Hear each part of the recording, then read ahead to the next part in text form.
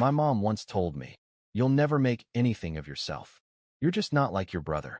Years later, my brother applied for a job at the company I secretly owned. I interviewed him myself and let him talk about how much he deserved success. Hey there, we're working hard to hit our first 1,000 subscribers. If you love true, emotional stories, hit that subscribe button. It helps more than you know. Now let's get into the story. You'll never make anything of yourself. You're just not like your brother. That's what my mom told me. Dead serious. No hesitation. Just said it. Right there at the dinner table, while she passed the mashed potatoes to my brother like he was some chosen heir to the family legacy. I was 17. I didn't say anything. Just sat there, fork frozen in midair, trying to act like it didn't burn. But it did. God, it did. It wasn't even a fight. That would have made more sense. It was just a normal Tuesday. One moment we were eating dinner. The next she was casually crushing my soul like she was reading the weather.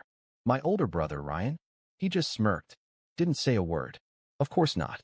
Why would he? He'd been the favorite since birth. Quarterback. Honor student. Prom king. The whole package. He was everything my parents wanted in a son. Charming, confident, expensive haircut, perfect LinkedIn smile. And me? I was the quiet one. The kid who fixed the Wi-Fi and didn't ask for much. The "don't you have something better to do" kid. I used to think maybe I was just being dramatic. That maybe I was imagining the favoritism. But no. That line confirmed everything. You're just not like your brother. From that day on, I stopped trying to prove anything to them. That same night, I knocked on Ryan's bedroom door while he was blasting music and scrolling through job listings he didn't deserve. "Hey," I said, "I think I'm going to move out after graduation." He laughed. "With what money?" I didn't answer. Because at the time, I didn't have any. But I knew I'd figure it out. Not to prove anything to them. Not even for revenge. Just because deep down, I was tired of living in a house where I was already declared a failure before I'd even started my life. I moved out 3 days after graduation. No ceremony. No photos. No, "we're proud of you" moment. Just me, a duffel bag, and a roommate I found off Craigslist who barely spoke English and kept frozen rats in the freezer for his snake. That first year, it sucked. I slept on a floor mattress that gave me back pain at 19. I worked nights as a dishwasher at a greasy burger joint that paid $9 an hour under the table. And during the day, I stocked shelves at a discount warehouse store where my manager called me kid, even though he was only 2 years older. Meanwhile, my brother Ryan was uploading gym selfies and taking shots of espresso in his new downtown office, a startup my parents basically funded for him. They co-signed his lease, bought him a car, and called me selfish when I didn't drive an hour to help him move in. I never told them where I lived. They didn't ask. But here's the thing no one saw. While everyone else was out drinking on weekends, I stayed in. I started watching coding tutorials. YouTube, Udemy, anything I could get for free. I didn't even know what I was doing half the time, but something about the logic of it, how things fit, clicked in my brain in a way my family never did. I'd spend hours after my shift trying to make simple scripts. At first, I couldn't even get "Hello, World" to print right. But little by little, it started to stick. 6 months in, I built a janky little budgeting app just for fun. Something basic, track expenses, calculate savings goals, nothing fancy. I posted it on Reddit. Got maybe 5 upvotes. But one of the comments said, "This is actually super helpful. You should make this a real tool." I didn't sleep that night. Not out of anxiety, but because for the first time in my life, someone, anyone, saw value in something I made. I took the idea and ran with it. Every cent I had, I poured into learning. I upgraded from tutorials to real courses. Bought a secondhand laptop that didn't overheat after 20 minutes. Eventually, I posted a beta version of my tool on Product Hunt. It didn't go viral. No headlines. No overnight success. But I got 142 users that week. That was all I needed. Fast forward 2 years, I'd moved out of rat snake roommate hell and into a tiny studio. Still cheap, but quiet. Clean. Mine. The app kept growing. A few tech bloggers picked it up. I got featured on a finance podcast. A few angel investors reached out. I formed an LLC. Not under my real name, though. I used my middle name and a fabricated surname. No social media. No selfies. No family ties. I wanted everything about this to be mine, and mine alone. By 25, I had a team of 5. By 26, I stopped checking the bank account. By 27, my company was hiring. And that's when I saw a familiar name on a resume that landed in my inbox. Ryan, my brother. Same smug grin on his LinkedIn profile photo. Same overinflated list of achievements that looked a lot better on paper than they ever did in reality. And me? I was the founder of the company he was begging for a second chance at life in. But he had no idea. Not yet. When I first saw his application in our internal system, I actually laughed out loud. Not a bitter laugh. Just that weird, breathless kind you let out when the universe drops something ridiculous in your lap. There it was, Ryan, last name, applying for a product manager position. 3 references, none of which I recognized. For jobs in 6 years.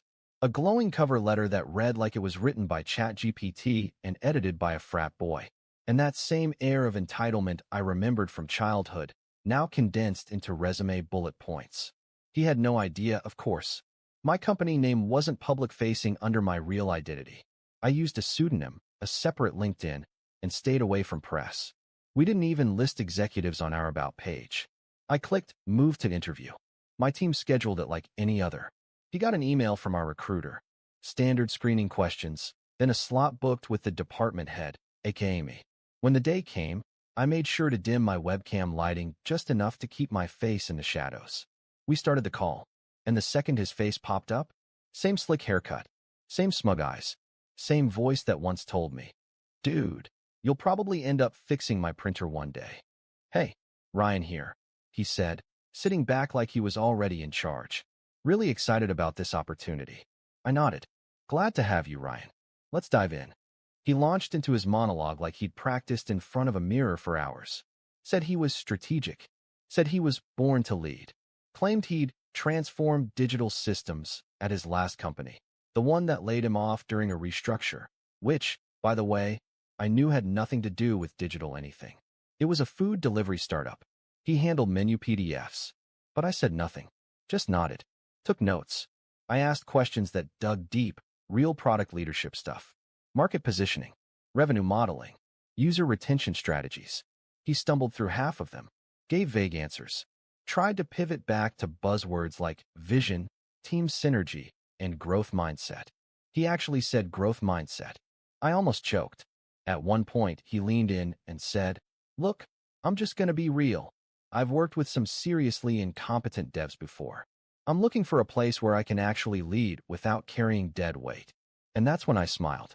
Because I had a flashback to being 17, carrying both our dinner plates to the sink while he watched football and barked, "Make yourself useful, loser."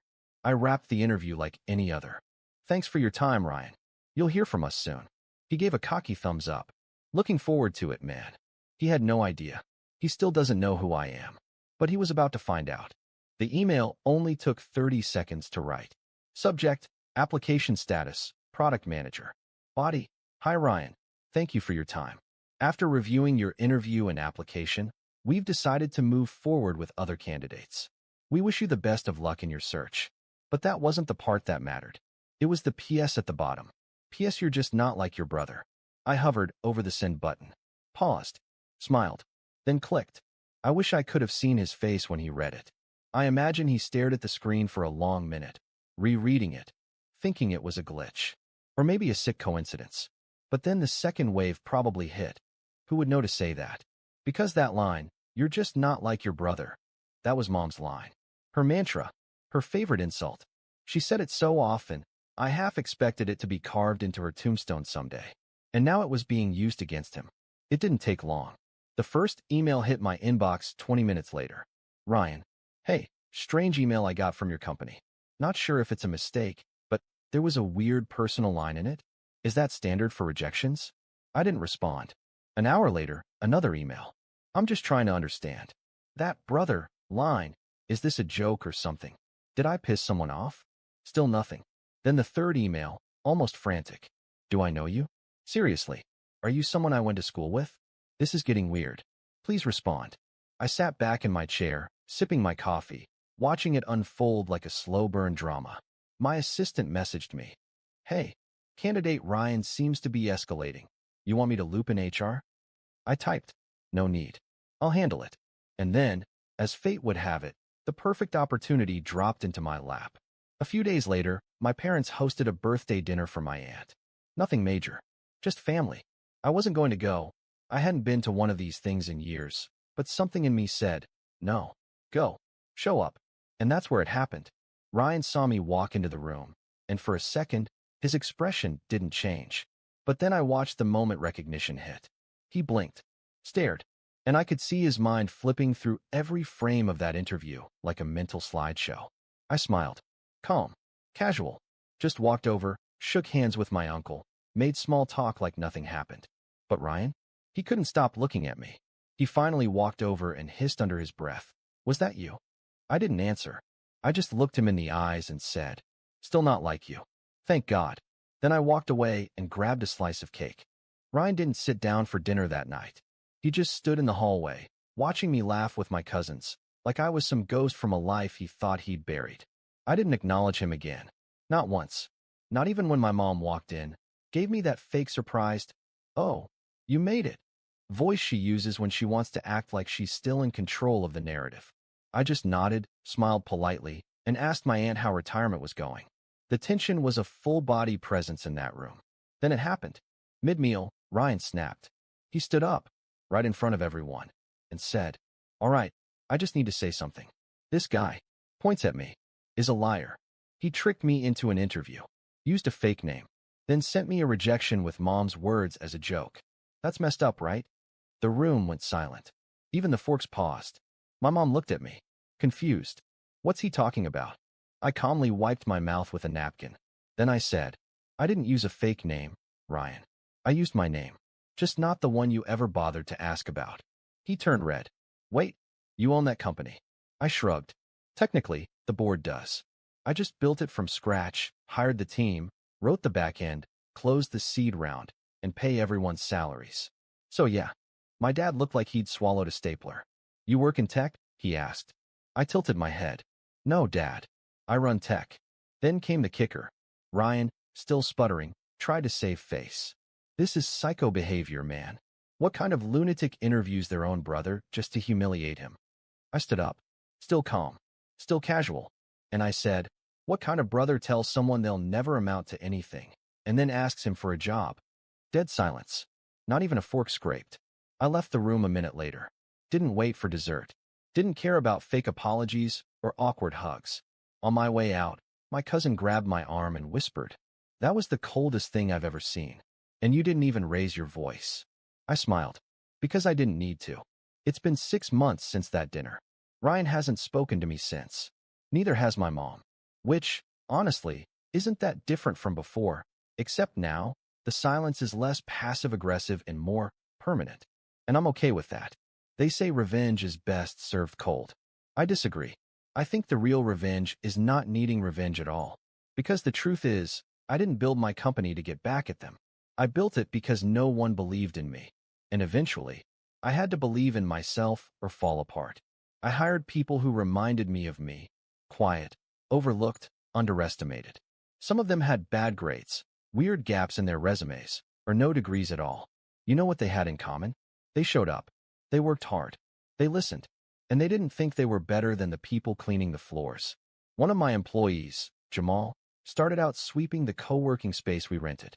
Now he runs customer experience for US and earns 6 figures. He asked me once why I gave him a chance. I told him the truth.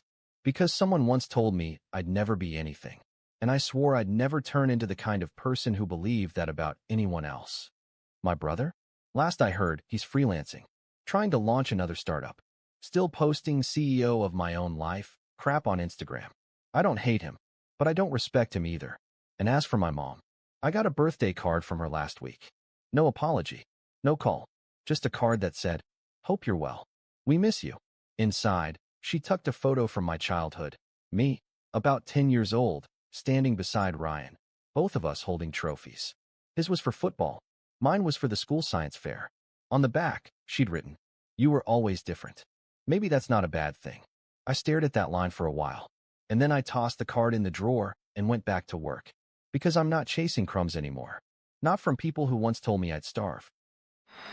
And that's the story. If you're still here, that means you're one of us. So go ahead, hit that subscribe button. I drop new chaos every single day, and trust me, tomorrow's story, it's even worse than this one.